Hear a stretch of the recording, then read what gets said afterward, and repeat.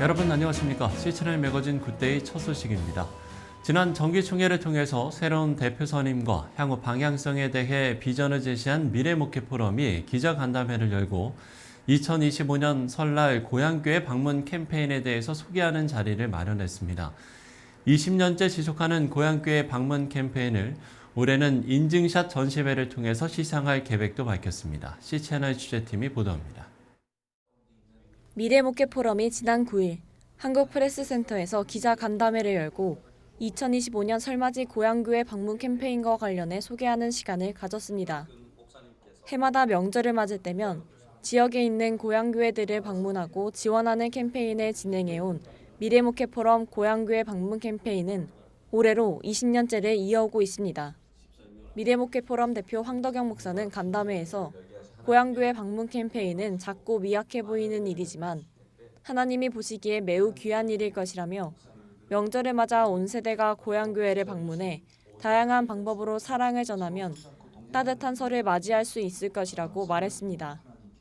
그래서 세대를 초월해서 우리 젊은 세대들, 우리 청소년들도 마찬가지고 청년들도 마찬가지고 또 어른들도 마찬가지고 함께 이번 기회를 통해서 고향을 방문할 때 그것을 함께 예배드리고 기도하고 온다면 또 하나님 주시는 미래 목회의 새로운 장을 열어갈 것이라고 확신을 합니다.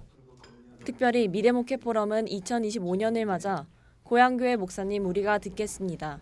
고향교회 목사님 우리가 함께합니다. 고향교회 목사님 사랑합니다라는 세 가지 주제를 정했으며 고향교회 방문 인증샷을 모집해 시상한다고 전했습니다.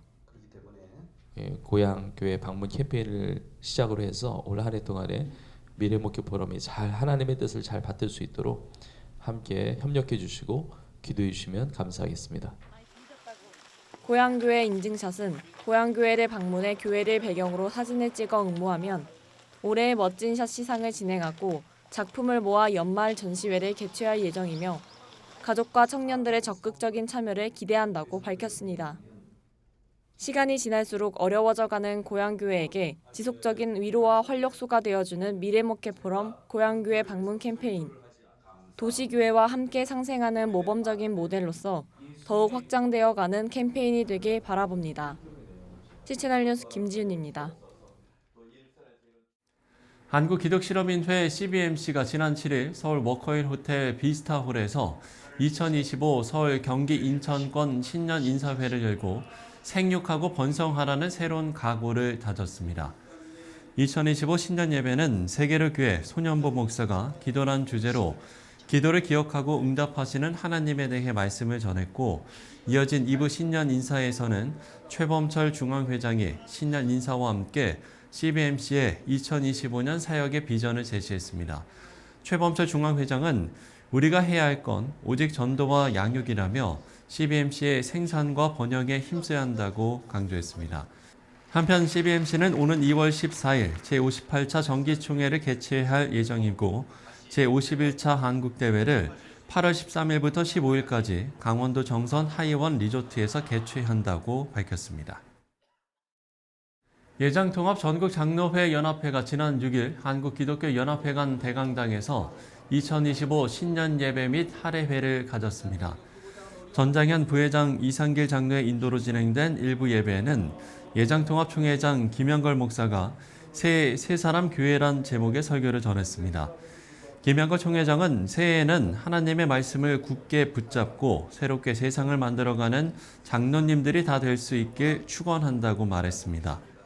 여러분을 통해서 25년도 새해에는 새 사람 된 우리들을 통해서 기쁨과 은혜가 넘치는 새 교회, 또 새 교단, 새 총회, 새로운 나라를 허락해 주실 줄로 믿고 하나님의 말씀을 굳게 붙잡고 새롭게 세상을 만들어가는 희망의 우리 장로님들이 다 될 수 있기를 간절히 축원합니다. 이어진 2부 신년 할애에서는 전국장로회 연합회 회장 길근섭 장로가 새해 인사를 전했고 증경회장단과 내빈들이 신년 인사를 나눴습니다. 나라와 민족을 위한 초교파 연합기도회 원크라이가 2026년 개최 10주년을 앞두고 지난 8일 일산 광림교회에서 기자간담회를 열었습니다. 원크라이 대표 대회장인 일산 광림교회 박동찬 목사는 기도회의 역할과 비전을 나누며 해외까지 기도회가 확산돼 가는 게 놀랍고 기도운동을 하나님께서 친히 인도하고 계심을 느끼고 있다고 밝혔습니다. 또한 자꾸 분열돼가는 한국교회에 대해 염려를 표하며 서로를 이해하고 주님 안에서 다시 하나 되는 게 중요하다고 강조했습니다. 지금 9년 차 됐는데 해외까지 지금 확산이 되어 가고 있다는 것도 정말 놀랍고요. 그래서 하나님께서 이 기도 운동을 친히 인도하고 계시는구나 하는 것을 생각을 할 수가 있었고요. 우리의 뜻을 내려놓을 때 비로소 우리는 교회 안에서 하나가 되어져 갈 수가 있고 또 교회와 교회가 하나가 될 수 있지 않겠나 이렇게 생각을 합니다. 한편 2025년 원크라이는 올해 부산과 울산을 비롯해 광주, 익산, 목포 등의 국내 집회와 폴란드, 대만, 체코, 호주 등의 지역에서도 기도회를 개최할 예정이라고 밝혔습니다.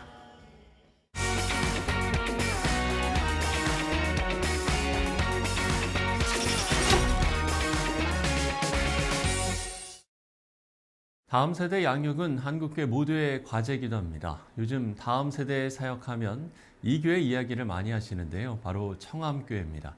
청암교회 이정현 목사 오늘 스튜디오에 모셨습니다. 목사님 안녕하십니까? 네, 안녕하십니까? 예. 자, 청암교회가 청년들의 발길이 끊이지 않는 교회로 소문이 났던데요. 먼저 청암교회 소개부터 해주시면 좋을 것 같은데요. 네, 저희 교회는 올해 77년 된 교회 보니까 슬로건 하나가 역사와 전통이 있는 그런 교회입니다. 네네. 그래서 말 그대로 서울 도심에 자리 잡고 있는 전통적인 교회이고요. 청파동 언덕 꼭대기에 위치하고 있어서 네. 접근하기에는 조금 어려움이 있는 그런 교회입니다. 예, 그렇군요. 많은 분들이 청년 부흥에 대한 질문은 뭐 이미 많이 하셨을 테고 답도 많이 하셨을 것 같고 청암교회의 청년 부흥 이야기 어떻게 좀 이야기를 해주실 수 있을까요? 제가 6년 전에 부임해서 보니까 네. 청년들이 없고 젊은 세대가 없는 그런 교회였습니다. 그래서 교회가 이대로 가면 큰일 날 것 같아서 교회 비전을 제시했죠. 네네. 서울에 청년들이 많이 있는데 우리 교회도 좀 청년이 많은 교회가 되면 좋겠습니다. 해서 이제 크게 세 가지를 저희가 하게 되었는데 첫 번째로는 청년들이 교회에 오는 이유가 은혜 받기 위해서지 봉사가 아니었으면 좋겠다라는 것이었습니다. 네네. 그래서 11시 예배에서 청년들을 다 좀 내보내는 파격적인 그런 일을 하게 되었고요.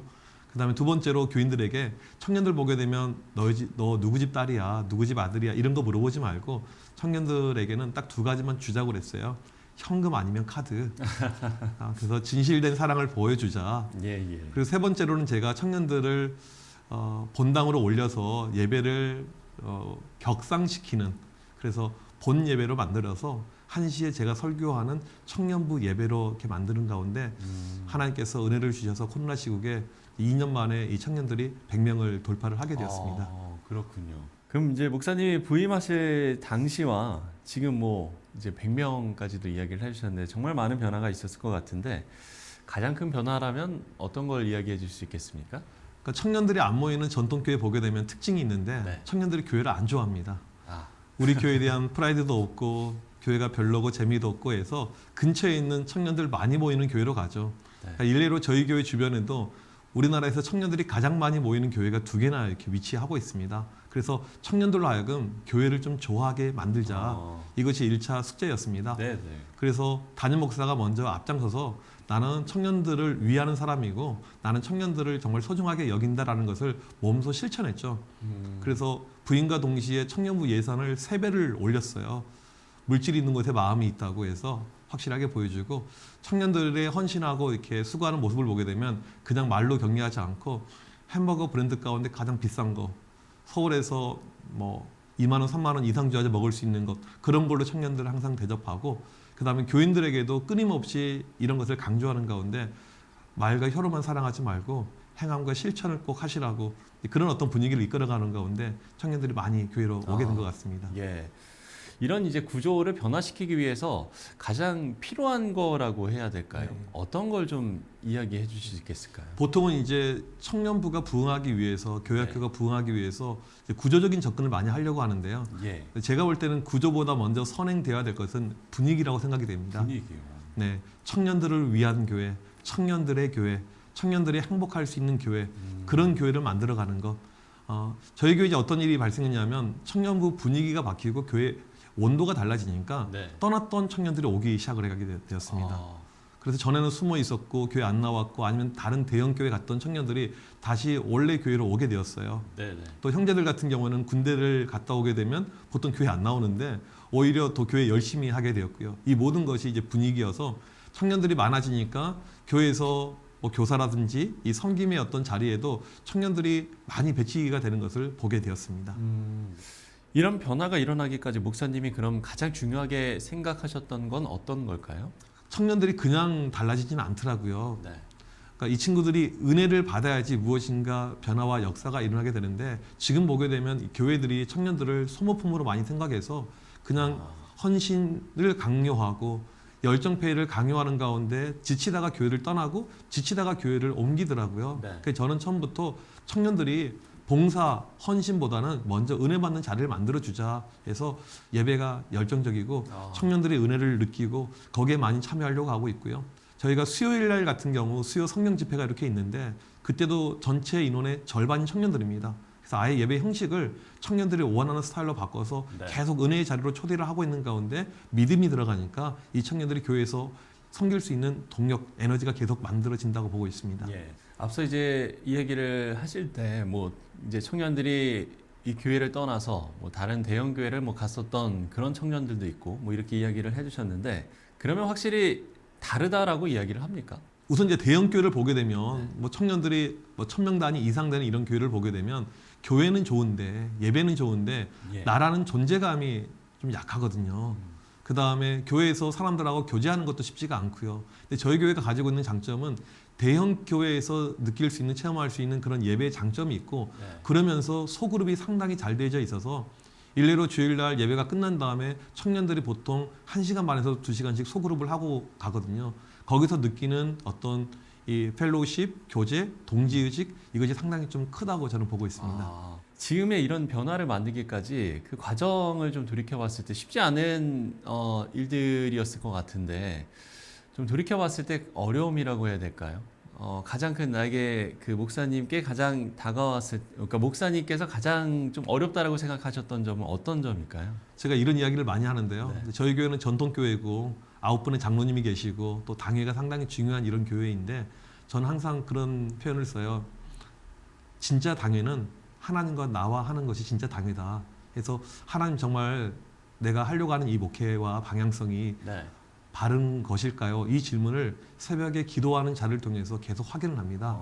그래서 하나님께 먼저 컨펌을 1차적으로 받고요. 네. 이 방향성 하나님 보실 때 맞다고 이야기하면 그 다음에 교회적으로는 교인들에게 동기부여를 합니다. 이번에 이래이래해서 우리 청년들의 헌신이 필요하고 선교 많이 가는데 재정도 많이 필요하고 교인들을 설교나 광고 시간에 좀 동기부여하면서 설득하는 일을 하고 있고요. 그다음 마지막으로 당회를 통해서 장로님들이 만장일치로 동의할 때까지 좀 기다리면서 이런 변화를 진행을 하고 있습니다. 예. 구체적인 에피소드도 좀 궁금한데 혹시 생각나는 뭐 에피소드가 있을까요? 네, 있죠. 네.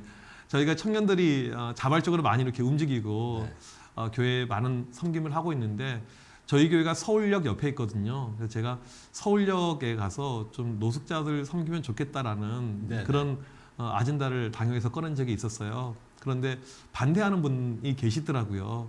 그때 이제 마음이 좀 그렇게 좋지는 않았는데 저희 교회가 어떤 이제 특징이냐면 모든 장로님들이 동의할 때까지 이 안건이 통과가 안 되는 그런 구조입니다. 그래서 그냥 이제 묵묵히 기도하고 준비하고 있는데 실은 당회를 통과하려고 하는 목적과 이유가 재정 때문에 그렇거든요. 그래서 당회에서 안 되면 어떻게 할까 고민하고 있는데 어떤 권사님이 목사님 그거 돈 제가 낼게요 이렇게 이야기를 하시더라고요. 그렇게 해가지고 이 서울역 사역이 시작을 하게 되었고 네. 근데 그 다음번 당회 때는 또 그냥 쉽게 통과가 되었어요. 그래서 조금만 기다리니까 하나님께서 하나님의 방법으로 많은 일들을 하시는구나 이걸 느끼고 있습니다. 예. 목사님께서는 다음 세대 전문 사역자로 그야말로 한국교회를 섬기고 계신데 다음 세대 사역 가장 중요한 거라면 어떤 걸 이야기해 주실 수 있겠습니까? 많은 교회에서 힘들고 어렵다라고 이제 어떤 부정적인 그런 소견들을 많이 이야기를 하거든요. 예. 한 국가도 그렇고 어떤 집단도 그렇고 결국 리더가 가장 중요하다고 생각합니다. 예, 예. 그래서 리더십이 바른 결정을 하고 거기에 따른 바른 투자를 하게 되면 저는 모든 교회가 가능하다고 보거든요. 제가 이렇게 단정적으로 한 가지 이야기를 하죠. 다음 세대에 대한 부분은 담임 목사님과 교회 재정만 있으면 어느 교회나 가능합니다. 그래서 꼭 담임 목사님뿐만 아니고 교회 리더십에서 이거 우리가 밀어주자, 한번 힘을 실어주자. 일례로 저희 교회가 작년에 공사를 상당히 많이 했습니다. 그 공사 가운데 하나가 아이들 교육부서 화장실 공사였어요. 아, 네네. 근데 이게 돈이 많이 들어가니까 처음에 없었던 계획의 공사였는데 이제 당회에서 어떤 이야기가 나왔냐면 이왕할 거 우리 아이들을 위한 길이고 교회 미래를 위한 길인데 그냥 합시다. 교회가 예산도 없고 재정도 없는데 그냥 진행이 되어서 화장실이 정말 제가 볼 때 전국에서 가장 애들 화장실 가운데 좋게 만들어졌어요. 그러니까 이런 어떤 리더십들의 결단들이 있으면 저는 안 되는 교회가 없을 거라고 생각이 됩니다. 청암교에서 대안학교도 세우셨다고 들었는데 이 이야기도 좀 해주신다면요? 네, 대안학교를 하게 된 이유 중에 하나가 무엇이냐면요. 요즘에 아이들에게 믿음이 너무 없어요. 제가 우스갯소리로 이순신 장군처럼 신앙생활한다 이렇게 이야기합니다. 내가 교회 이순신 장군이 했던 유명한 말이 있잖아요. 그래서 이걸 약간 응용해서 내가 교회 다니는 것을 남에게도 알리지 말라. 그래서 아이들이 급식 먹을 때 기도하는 애들이 거의 없어요. 그러니까 신앙 믿음이 거의 떨어져 버린 것이 이 시대의 가장 큰 이제 심각한 문제라고 보고 있어서 이 아이들 좀 믿음으로 가야 되는데 믿음이란 것이 그냥 되지 않고 투자가 필요하거든요. 의대에 보내려고 유치원 때부터 투자하는 부모들 많이 있잖아요. 아이들 좋은 대학교 보내려고 대치동에 있는 명문 학원 보내는 부모들 많이 있잖아요. 근데 신앙은 투자를 너무나도 하지 않고 있으면서 교회에서는 믿음을 원하고 있거든요. 네네. 그래서 믿음은 투자인데 우리가 투자하는 이런 학교를 한번 만들어보자. 사무엘처럼 영적인 리더를 만들어보자 해서 저희가 사무엘 크리스찬 아카데미라고 학교 이름을 지어서 이제 올해 3년째 가고 있고 지금 중학생들만 이렇게 있는 학교인데 네네. 저희는 매일 1교시가 예배이고요. 매일 2교시가 성경 읽기, 성경 필사, 성경 암송 이렇게 하고 있어요. 그래서 이 아이들을 믿음을 한번 투자하고 있는데 제가 볼 때 그래도 2년 만에 많은 열매들이 그래도 나오고 있어서 앞으로 더 많은 기대가 되고 있습니다. 예. 학생들이나 학부모들의 반응도 좋습니까? 어떻습니까? 처음에는 약간 어려워해요. 네. 왜냐하면 평소 때 하지 않았던 기도와 말씀, 영적인 것을 많이 강조하고 그렇죠. 또 그렇다고 공부 안 시키는 것도 아니거든요. 공부도 시키거든요. 근데 정확하게 6개월에서 1년 지나면 애들하고 특별히 부모님들이 너무너무 좋아합니다. 자, 다음 세대 에너지가 넘치는 교회로 2025년 올해 역시도 사역을 이어가실 텐데 올해 계획 그리고 기도 제목 나눠주시고 오늘 이야기 마무리 짓도록 하겠습니다. 올해는 제가 저희 교회 부임한 지 이제 만 6년 이렇게 되는 해가 되거든요. 예, 예. 그러니까 저한테 상당히 이제 중요한 그 시기라고 생각을 합니다. 올해 저희 교회 표어가 축복의 통로 온전한 예배자입니다. 네. 지금 시대가 너무나도 어려워요. 경기도 좋지 않고 자영업 하신 분들 정말 힘들고 어려운데 그 힘들고 어려웠던 부분들이 교회 예배를 통해서 해소가 되고 하나님께서 주신 은혜로 말미암아 그들이 삶 속에서 축복의 통로로 살아가는 것 이게 저희가 저희 교회에서 교인들과 함께 이루고 싶어하는 그런 바람이고 지금 목표이고 기도 제목입니다. 예. 축복의 통로, 또 온전한 예배를 드리는 교회로 발돋움할 수 있도록 시청자 여러분들께서도 많은 기도 부탁드리겠습니다. 네, 지금까지 청암교회 이정현 목사와 이야기 나눠봤습니다. 목사님 오늘 말씀 고맙습니다. 네, 감사합니다.